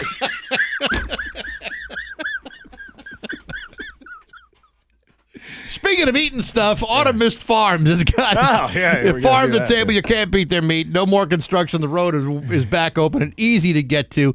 $25 gift card on the line. 10th caller, 293-1021. Good luck on Rock 102. In Hampton. And now, Bax's View from the Couch. Brought to you by Rocky's Ace Hardware, Winter Storm headquarters before and after the storm. Hey, good morning, sports fans. How the heck are you? Folks, I don't know what you're worried about. Patriots are going to playoffs after racing an 11-point deficit after staging a thrilling come-from-behind victory over the Baltimore Ravens. Sure, there were times when a fella could have been nervous, but at times when things didn't look all that great. But for normal teams, they would have fallen apart, withered in the breeze, and died a painful death. But other teams don't have the likes of Drake May, who in just under 3 minutes left to play, staged a fourth quarter comeback to beat Baltimore with a 9-play, 89-yard march into the end zone, beating the Ravens by a score of 28-24. Now, I can get into all the specifics of how they did it. I can bore you with all the X's and O's. All you need to know is that by winning that game, the Patriots have secured a spot in the playoffs. I should also tell you that while the Patriots are busy surgically shredding the Ravens to pieces in the final quarter of the game, the Denver Broncos were busy trying to figure out how they could possibly lose to a team like Jacksonville 34-20. Well, everyone's trying to figure that one out too. All I can tell you is, had the Broncos won that game, they could have easily sewn up clinching home field advantage and the first round bye in the playoffs. Instead, that loss put the Patriots win, leaving the door open for the Broncos to not get any of that stuff. Instead, there's still a chance the Patriots can take it all away from them instead. Now, how possible is something like that to happen? Well, the Broncos have 2 games left in the schedule, the banged-up Kansas City Chiefs and the L.A. Chargers, who are a damn fine football team. The Patriots are looking at the Jets and Miami. Now, based upon the alleged easiest schedule in the NFL, who do you think's got a better chance of winning their last 2 games? And why isn't that team the Denver Broncos? Because if it goes to a tiebreaker, the winner of which will whoever has the better conference record. The Broncos only have 1 divisional game left, and the Patriots have got 2, and those 2 teams are terrible. In other words, go Patriots. But hey, enough of my yapping. Sports brought to you by Rocky's Ace Hardware. Why is Rocky's giving you a $10 gift card free when you buy a $50 gift card for somebody else? I'm not sure. Maybe you think you're kind to animals or to children. Either way, the Rocky's gift card deal, buy 50, get 10 free. Only available at your neighborhood Rocky's Ace Hardware. I'm Bax. That's my view from the couch. Rock 102, Springfield. Rock 102, Springfield's Classic Rock. It's 8:12 and Sammy Hagar with Bax and Nagle on Rock 102. Did you play that on purpose? I don't know. Maybe. Yeah? Maybe. I don't know. It's possible. You know what? Can I sell you a Cadillac? Listen, you don't need to sell me a Cadillac. You ever driven a Cadillac? Yeah, I've driven a Cadillac before. Hundreds of times. Hundreds of times. Thousands of times. Yeah. Believe it or not, it has been since 2009 since the last Cadillac dealership pulled out of the area. 2009. That is a long time ago. And many people, at least one person I know, wants to know why that is and how we can get a Cadillac dealership back in the area. He's on the phone with us right now. It's Tony Rebosa. How you doing, Tony? Doing well with that segue, my God. I didn't know if you did it because of the topic at hand or the fact that I'm a huge Sammy Hagar Van Halen fan and have been for years and years and years. So I thank you for that on a Monday morning. Hey, Tony. Kind of the jolt that I needed here. You know how I like to pile it on top of you, and I want to make you feel like this is a safe space for you. Thank you so much. It always is. I always feel like that. All right, so tell us what's going on with this Cadillac development that you got planned for Springfield here. Well, I think 16 years ago, GM made a decision in an era of reseeding car dealerships to pull all the Cadillac dealerships out of the Pioneer Valley in western Massachusetts. Anyone that owns a Cadillac in western Mass has to go get the car serviced down in Hartford, and has been like that for years. And it's just incomprehensible to me that the 4 western counties of Massachusetts don't have access to people who want to buy a Cadillac, who are in the market for a Cadillac, can buy one.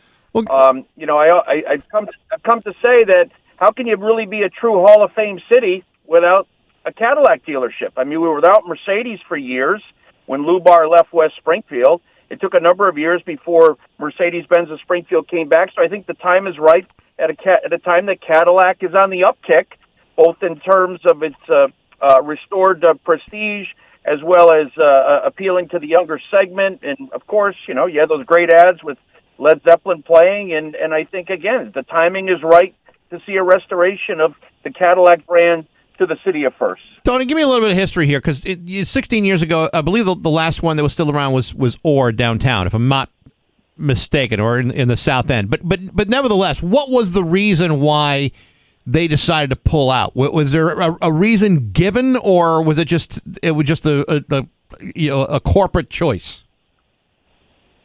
It was a corporate choice. There were 3 Cadillac dealerships in western Massachusetts. You had Orr in Springfield, You had Brown Whitaker up in Northampton, and you had Lawrence in Greenfield. They elected to pull all three at the same time. You had dealers who were getting up in their years. Cadillac saw it as an opportunity. I think at the time that they were receding generally and reducing the number of dealerships, largely as a result of economic conditions and other things. I don't think it was a central thing to Western Mass. We just got the butt end of the stick, and everything pulled out at the same time. And I think a number of those were as a direct result of Cadillac paying the owners to, in essence, close their doors. When Mercedes of Springfield opened a few years ago in Chicopee, obviously there was a lot of negotiation that had to happen in order to get Mercedes to agree to open up another dealership in the area. So what's the process of going to GM and saying, hey, look, how can we get this back? I mean, is this a matter of finding a dealership that wants to get into it? Are there dealers waiting to get involved in selling Cadillacs again, or is this something that they have to figure out on a corporate level? I still think they have GMC affiliations in Western Massachusetts. I've talked to a couple of those players. I know there would be interest, but that said, I think GM has to come around to the fact that Western Massachusetts is a viable market. And I kind of take it as a personal affront that this occurred. We have so many good things going on in the Pioneer Valley, and there's so much to be said about the quality of life and the quality of the folks that live in the valley. It's incomprehensible to me that we would not see a restoration 16 years after a pullout. So I think first and foremost is making an appeal to GM that, let's right or wrong, but also that the economics are such that we have, enough income to be able to support a Cadillac dealership. Let's face it, we've got Audi, we've got Porsche, we've got Mercedes-Benz. Lexus. Those are all, Lexus. Those are all comparable to what you'd be paying for a Cadillac. So, it can't be an economic condition. The country's doing far better than it was at the time I think they receded. I believe that was a time of some recession back 16 years ago. But given everything that's gone on, given the tremendous growth that we've seen, the 91 corridor is exploding. I think people realize that the cost of living is far better if you want to live in Massachusetts out west than it is in the eastern part of the state. Time is right to make this push, and I've elected to do it. I've been a loyal Cadillac owner over the years, as you guys know, my father before me. It's a tradition, and I think there's a certain amount of prestige that comes with the brand that the region should have. This is Tony Ravosa on the phone. So what do you have to do? I mean, what is your, obviously you want to get a dealership back in the area, and that's perfectly understandable. But what is the action you're taking in order to begin that conversation? I think just creating a groundswell of support, trying to show Cadillac that that people want this to happen. It's interesting because in the aftermath of what I did last week, I received a number of notes. I received some things on Facebook. People were saying, I'm tired of driving my car down to Hartford to get serviced. I think there's some GMC dealers that still, provide some limited service, but not in a very out front, visible kind of way. And you know what? I think people, generally would love to see that name restored and the prestige and the logo. Springfield is a city with a very deep automotive history, as you know. Right. Again, when you have an American original and a brand like Cadillac that has no presence, no existence, I take that as a personal affront. As a guy who grew up in Springfield, I still consider Western Mass my home, even though I live over the state line now. I still spend a lot of time in that community, and I think Cadillac should take a second look. And so we're trying to drive some publicity and visibility around that. And to that end, I appreciate you guys taking the time to speak with me this morning. Maybe I should enlist Sammy Hagar. Yeah, why not? He's got plenty of free time in his hands. I'm sure he'd be happy to help you. Well, most Cadillac drivers can't drive over the age of 55, nor after 4 p.m. We could also give away bottles of Cabo Wabo as part of the acquisition. Oh, there you go. That's perfectly good idea. Is there a compartment for my sweet and lows? That's all I really want to know. Listen, for you, we'll make anything happen. All right, there we go. All right, well, Tony, best of luck to you. I know this is going to be a long fight, and hopefully that GM will start to listen to some voices out there. We appreciate the time, though. All right, anytime for you guys. Merry Christmas, happy holidays to all, and enjoy the next couple of days. Sounds good. Tony Rebosa with Bax and Nagle on Rock 102. It's 8:23 with Bax and Nagle on Rock 102. It's going to be sunny today with a high of 34. Tomorrow, snow showers with a high of 36. It's 24 right now in downtown Springfield. This week on Baxy's Musical Podcast, my guest is Wendy Stonehenge from the band Candy Whips. They got a brand new record out called Moonlight. He was also in the band Glitter Wizard. Really interesting interview, and it's available right now wherever you find podcasts. And just because it is the end of the year, and I'm not going to get a chance to mention this, just give you a couple of names of what's coming up early in 2026.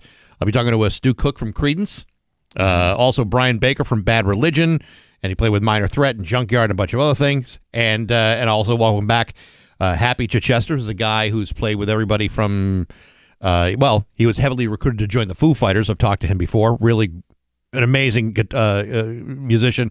And Dave Gebro from the Discography podcast. Oh, cool. That one's coming up early in 2026, too. So, a lot coming up on Apple Podcasts, SoundCloud, Spotify, the Rock 102 YouTube channel. All brought to you by Metro Chrysler, Dodge, Jeep, and Ram at Chicopee and Rock 102, Springfield's Classic Rock. Plus, there's a dedicated playlist on SoundCloud. You can go back and listen to all of those ones from the whole year. Yeah, and beyond. I just posted. The playlist that's posted now was from 2025. I may post some of the other ones the next couple of days, but yeah, from 2025, you can hear the whole dang thing. Well, there you go. Yeah, awesome. Well, I did it. You know, I saw this, that you did this, and my immediate response was not to say, oh, isn't that adorable? My immediate response was to say, that sap. I got myself a pussy cat. That's right. I went what? Sap. Why am I a sap? What's so because bad if you about recall the first conversation when your kids are begging you for a cat, your immediate answer was no. We're not going to get a cat. I know, but you know what? My daughter, who she stated her case many times. There was always cat pictures up on the refrigerator when I would come home. There was drawings. There was paintings. There was incessantly, nonstop asking for a cat. And since she does really well in school and she does, good kid, so I decided to cave and surprise for a Christmas present the pussy cat. And my daughter would send me links from all different kinds of places and shelters and whatnot. And finally on Friday or Thursday, she sent me this one from Dakin, and it was like probably 7 or 8 o'clock at night that she sent me the link. The animals go so fast down there. That's one of the things that was preventing me from previously getting one. You got to move quick because I want to get the right one. I don't want to just get a cat that doesn't like me. If it doesn't like me, then I don't want the cat. Yeah, sure. Because cats are usually so open and friendly. Well, and I mean, there are friendlier ones than others, and you're in a shelter situation. So I saw this pussy cat, little kitten, that was about 6 months old, that was up for adoption, and I said, you know what? If and the problem is the ones that we have tried to go see or tried to go get that we liked were either adopted almost immediately, or they were, or something else was wrong and they weren't available. So Friday I said, you know what? I'm going to go to Dakin as soon as they open. The gates open at 12:30. Okay. And I'm like, I'll be able to get that kitten if it's right.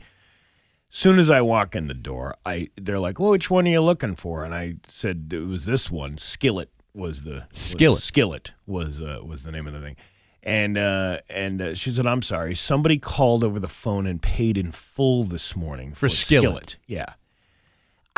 Are there that many people out there that are just like snatching up pussy cats left and right? Well, the thing is, yeah. I mean, if someone has an eye on a cat or a dog, you got to move fast. Yeah. Fast. Like you got to be willing to to choose right away sometimes. So I said, oh, I'm gonna, and I walk out of the room, and because they said, well, why don't you go and look at what else we have here? So I looked at a couple of the other kittens there. None of them were coming up to me. None of them were doing their thing. And then when I walked out, the woman that was standing there, she's like, now which one did you fall in love with? And I said, none of them. Like I wanted Skillet. I wanted Skillet. Skillet was my friend. And then they're like, well, we do have other cats that are like a year old, a couple of years old, kind of thing. And I'm like, all right, well, let me go check it. So I walk in this little room. They have this little tiny little pen area, and I walk in there. This was Loki. Was the cat. Loki? Yeah. And Loki had been found in somebody's backyard, but he was microchipped, and the people didn't want to come get him, I guess, the people that owned him. Huh. What's wrong with Loki? I don't know what's wrong with Loki. Loki I don't got know why a bad attitude? I don't know why people even bother getting pets if they're just going to abandon them, and let them roam around. Anyway, as soon as I sat down in the room, Loki came out, and he cuddled right up on my feet and then jumped up on my lap and then was purring up on my shoulder, like, doing the whole affectionate thing. And I said, he chose me. Or he's just very manipulative, like most other cats. Yeah. So I said that was the final decision. So now, how old is this cat? A year old. A year old. It was a year and 4 days. Now it's a year and. Okay. 7 And days. your daughter's how old? 15. Yeah. 15 years old. Okay. So the average life expectancy for a cat is anywhere between 12 to 20 years old. Yeah. Let's split it down the middle. Say 15. Yeah. So by the time this cat has lived out his entire life, your daughter will now be 30 years old. Yeah. Will she be taking the cat with her when she moves away and becomes an adult? You know or what? is that cat stuck with you for the next 15 years? You know what? I gave up on that whole like the negativity about it. If the animal brings more love to the house and whatever, it is what it is. Life's short, man. You don't know what's going to happen to you tomorrow, so you might as well just take the dive and get what you need to get. Do you want some paper towels to wipe all that sap off your face? Yeah, I know you're making fun of me, but no. You know what? Listen, I've owned cats. I like cats. I got no problem with cats. No, but I reward my children when they. Yeah, I get it. Then they.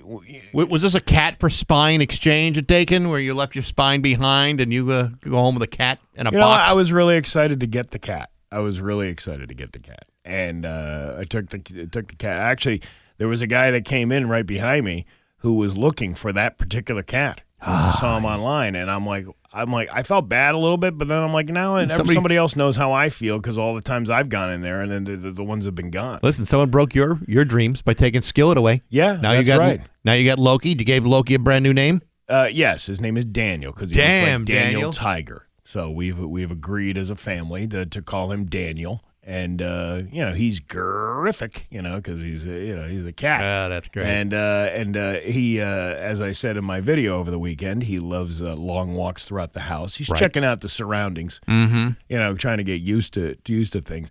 And then he also loves staring out the window at the birds and whatever else is out there. Has he christened the place with a hairball yet? No, he has not. The great thing is he's already litter box trained because that was kind of the selling point for me on that one. You know what I mean? Like to make he was already trained to go, and he used it almost immediately. Well, he probably had to go. Oh, he probably did, and he also likes terrorizing the dog. Oh, that's terrific. Because the dog was like, the dog wants to be his friend. The dog he's curious. He's not chasing after the cat. He's just. Hey, what's going on? Yeah, and then you got a Garfield Odie thing beginning to happen already. So now when the dog comes out of his respective place, the cat, if it sees him, will go and then like stand with the arch back and all that stuff, and then the dog gets scared, and then that's the end of that. But hopefully that'll smooth over. Well, there's been no attacks or fights or anything like that. I wish you luck. Yeah. I wish you luck, because I know what the cat box looks like. I know what a hairball looks like. I know when they start puking up their food looks like. Well, the dog does the same thing. Yeah, I mean, no, it's not. There's nothing.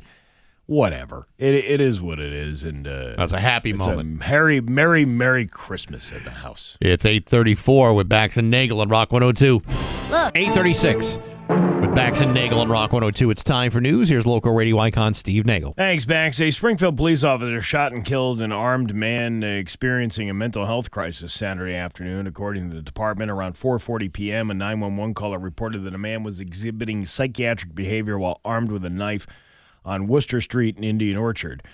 Due to circumstances that remained under investigation, one officer fired their service pistol, striking the armed individual. Officers immediately rendered medical aid, but the armed individual succumbed to his injuries on the scene, according to the Springfield Police report. Detectives in the Hampden County District Attorney's Office are investigating the officer-involved shooting. The Hampden DA's office will determine the propriety of the shooting and if the use of force was justified, according to the Springfield Police. Authorities plan to share more information about the incident once the investigation is finished. No further information about the officer-involved shooting, including the identity of the officer or the man who was killed, has been released. Where am I going with these stories here? Because we got limited time here, so I just want to make sure. Oh yeah, this week Western Mass News was following concerns over street lighting in Springfield, which some State Street neighbors say is a factor in how many and how often crashes happen there. On Friday, Mayor Dom and other city officials met with Eversource to address the matter. Dom is a street lighting man. Yeah. Yes, he is. Street lighting man. So I would thought he would have lit up the place just with his personality alone. Well, he said you let there be light, and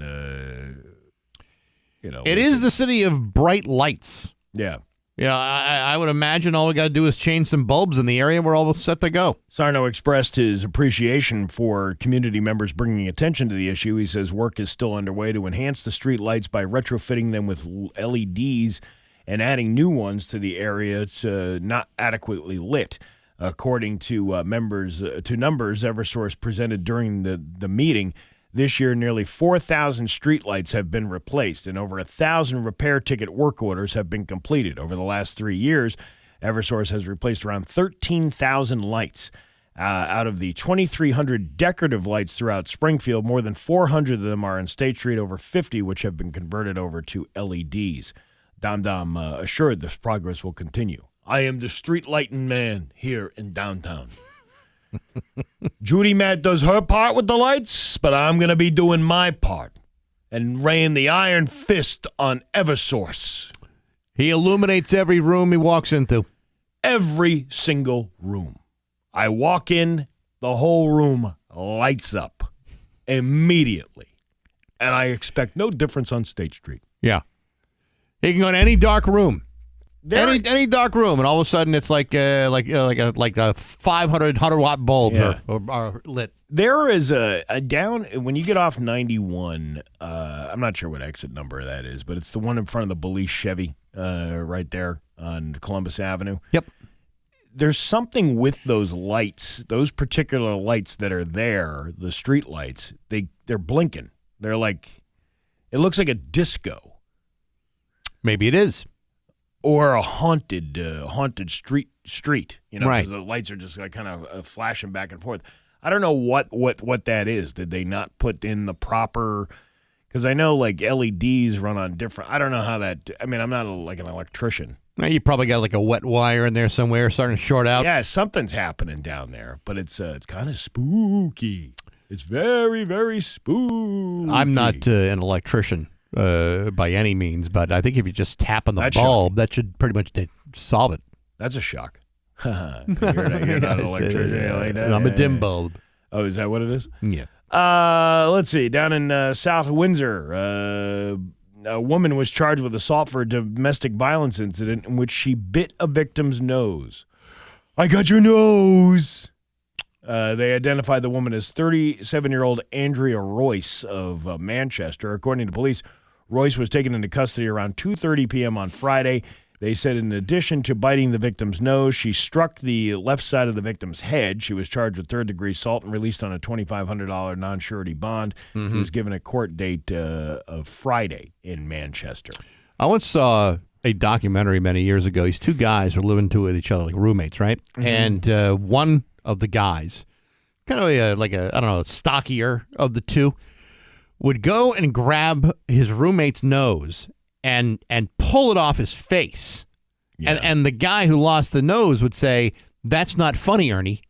And then the next scene, he put the nose right back on his face. Oh. It's amazing. That is crazy. They lived in this neighborhood. It was, the really talking birds, guys living in trash cans,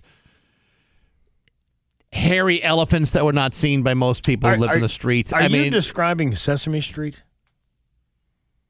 Oh, you've seen it? Yeah. Oh, well, then you know what I'm talking about. Yes. That show jumped the shark when Mr. Hooper died. I never watched after that. Really? Yeah. It was the Hooper thing that did Yeah, to it you? was the Hooper thing that did. He was the OG of Sesame Street, and he left. I wasn't so willing to walk away from it at that point. You don't think so?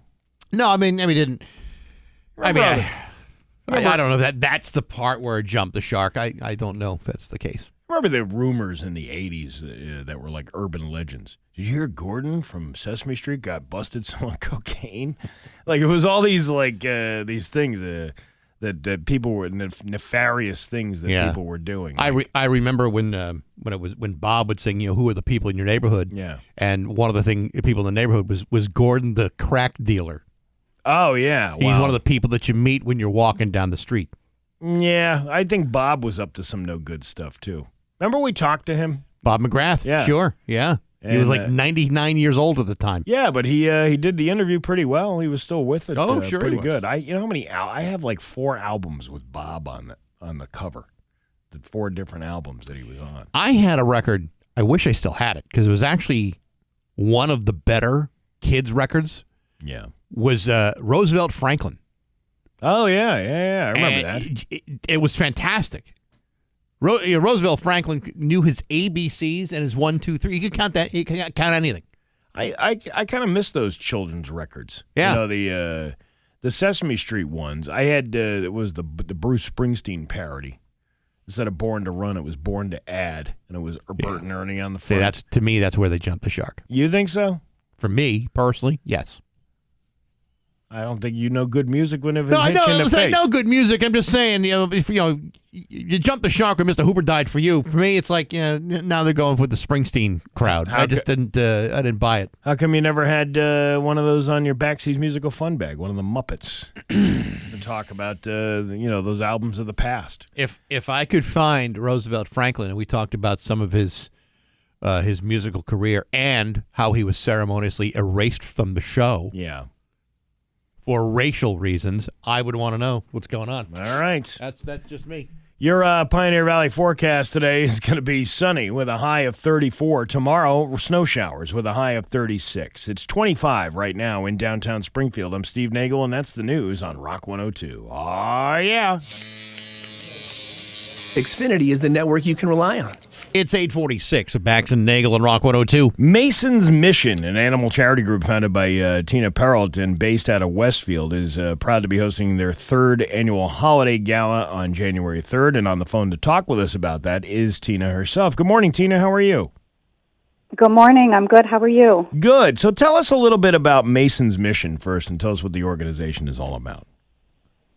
Mason's Mission is named after my late dog, Mason. We started in I would say late 2019, early 2020. It is a charity group. We basically spread awareness to the public of the needs of and welfare of animals in the area in Western Mass and all over, animals of all kind, both domestic and wildlife. And we partner up with nonprofits to kind of help them get supplies that they need and help spread awareness of adoptions and things like that.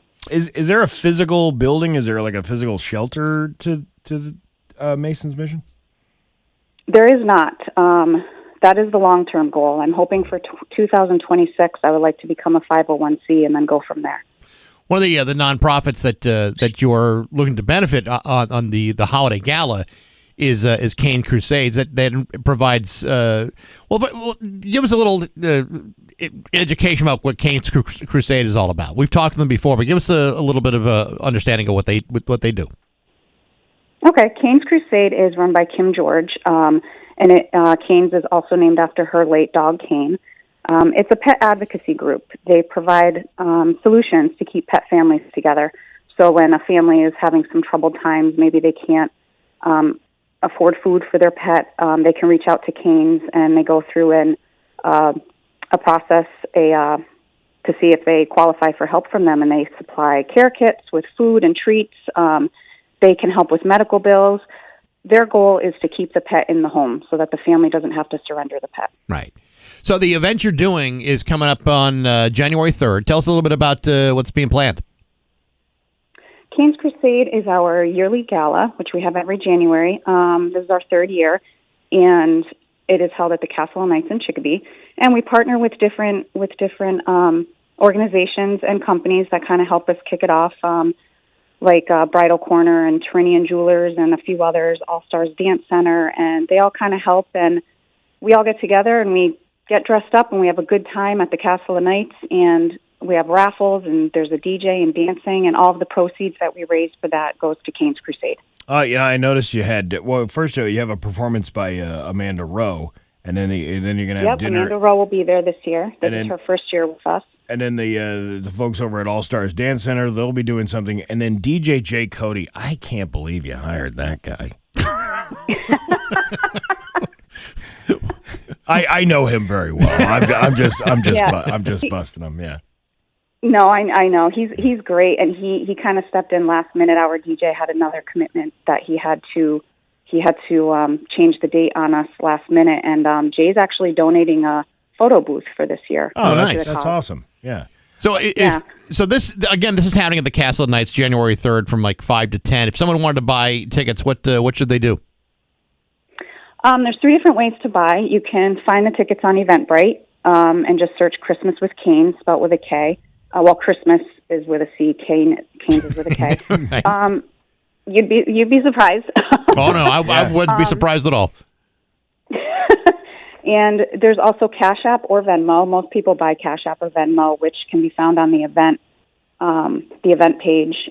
I don't actually know them off the top of my head. I should have wrote them down, but they're all over my Facebook page. There's flyers all over my Facebook page, and you can also search in Venmo and Cash App for Mason's Mission. It's under Mason's Mission. Yeah, it's also pretty reasonably priced too to enjoy the night.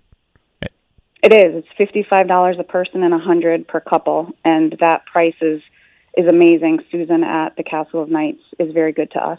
All right, Mason's Missions. Find out more about them on Facebook. Tina Pratt, we appreciate the time this morning. Thanks for calling in. Thank you so much. You're welcome. Best of luck. Merry Christmas. Merry Christmas. Too. It's 8:51 on Rock 102. Rock 102, Springfield's Classic Rock. It's 8:55, and Tom Petty with Bax and Nagle on Rock 102. Gonna be sunny today with a high of 34. Tomorrow, snow with a high of 36. 25 right now in downtown Springfield. Did you hear that? What? Did you hear that in the background?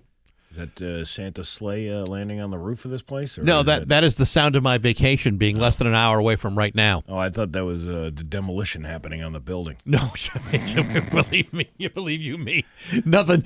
We couldn't possibly get that lucky. No, this is about me being on vacation starting tomorrow. Yeah. And I will be back after the first of the year. Staycation. I'm sticking around. Yeah. I mean, I may take a couple of day trips to see family and what have you. Go all the way to Munson for the day. Yeah, I'm thinking about taking some real adventures, say to Wilbraham, the new BJ's on Boston Road. Yeah, there are parts of Wilbraham I've never seen, so I really want to get into the thick of the thickiest of it. Bax, you're gonna go to the BJ's on Boston Road during your vacation? Yeah, why not? Because you only have like 12 days off. That's going to take you at least 5 days of that to waiting in traffic out there for all the, I figure if I were to say like park across the street, okay, I could probably find my way across Boston Road and not have to deal with that traffic. I'll hoof it.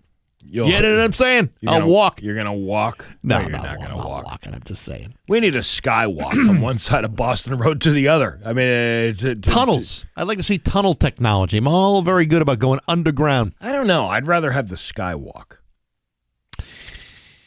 Well, it's a possible. The possibilities are endless. I mean, there's gonna be a lot of business going on. Well, just you wait until the Hobby Lobby opens up. Are you kidding me? Oh, People man, are gonna go crazy with the Hobby Lobby. That place is gonna be bananas. When that opens up. But well, you know what? Enjoy your time off. I'll be here.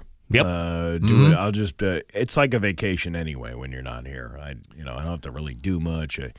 Don't have to, deal with Scott Cohen. No, I know. Deal with any of that stuff. I'm just here living free, man. You're here to press buttons, and that's about it. Yeah. You actually wind up doing more by doing less, if you can believe that. Well, not really. I mean, well, the way I do it, when you go on vacation in January, that's I'll be bringing it to the table. I feel like I'm just a babysitter here. I feel that way some days, too. Yeah. Yeah, with a big giant child in the room. Yeah, right, exactly. Yeah. Steve, don't touch that. Steve, that's hot. I'm going to bring the cat to work. I mean, it already smells like animal. It already smells like a cat box in here. It does. That's Pat Kelly's doing because he didn't wipe himself afterwards or cover up the clumps in his box. It stinks in here. I walked in this room this morning, and I'm like, oh, my God. And then I know that the Febreze thing is a little overpowering, but why do people feel the need to take it out of the wall and then hide it? Like, it was down the hall in the other room. Somebody must be very sensitive to the smell. I don't know if it's Pat or Dan or even Natalie. I don't know if they're, like, hypersensitive. Okay. The Febreze is strong, then so is the smell of death. Are we playing the charade that Natalie is actually here when she does a show? Do we make people believe that? We do, yes. Oh, okay. She doesn't do it remotely from wherever she lives. She does it right here. Oh, okay. Well, that's good to know. Anyway, my point is this. My point is this exactly. The room does stink, but obviously there's someone who feels that the Febreze smells worse. And I don't know how that's possible. I don't know. It is overpowering, but it is a lot better than what this it's this stanky animal rotting mold. A Merry Christmas to everybody is what we. It's the smells of Christmas here at Rock 102. Yes, it is. The visions of sugar plums dance in your heads are sometimes encased in the smell of death. Yeah, most homes you wake up, it smells like cinnamon and nutmeg and, all the smells of the holiday season. Yeah. Here at Rock 102, it smells like dead mice and mold. Maybe we had some like mulled cider, steeping in the room somewhere. Everyone loves that smell. That smells delicious. Maybe a Yankee Candle would be a good choice. Now, I know that people don't really care for the open flame in a building like this, and it's possible that some of the fumes that are wafting through the walls could be set on fire. I mean, I don't know for sure. But maybe the smell of fresh linens or Macintosh would be a good way of hiding the smell of death. Let me tell you something, pal. An open flame would be the least dangerous thing around here. It's 9:01 at Rock 102. It's classic rock. It's 9:12 and Foreigner with Bax and Nagle on Rock 102. It's going to be sunny and a high of 34 today. It's 25 right now in downtown Springfield. I mentioned Bourbon Barbecue and Blues before. Tickets are on sale now at rock102.com. Brought to you by Dave Miner Exterior Home Improvements. Happening on Saturday, January 31st. Your admission includes a Pendleton whiskey tasting, a multi-course meal, and a live set of music from Neil and the Vipers. A great, great time. Again, it's happening January 31st. At the Log Cabin. You can buy your tickets at rock102.com. Makes the perfect gift for anyone who loves bourbon, barbecue, and or blues in your family. As again, brought to you by Dave Miner Exterior Home Improvements and Rock 102, Springfield's classic rock. I'm just reading something on Facebook, and of course, Facebook is it's my source of truth. No one has ever lied on social media, as far as I know. No one. But this comes from Amazing Science Facts. 100% of samples, not some, all of them, Researchers analyzed human testes and found that microplastic pollution is in every single one. They believe it's driving the global collapse in sperm counts. Plastic isn't just in the ocean anymore; it's inside of us. You got plastic inside your Big Jim and the Stink Twins down there. Right. Yeah. So if all of a sudden, let's say you are in the throes of some sort of activity and it starts to look like you're just blowing a big bubble from a super elastic bubble plastic, Yeah. you might want to consult a specialist of some kind. I can double as a hot glue gun now. It shouldn't look like it was produced by Whammo. Yeah. Let's put it that way. Well, let's just say things are about to get really interesting at the Hobby Lobby, which is set to open soon over on Boston Road. It's 9:14 at Rock 102.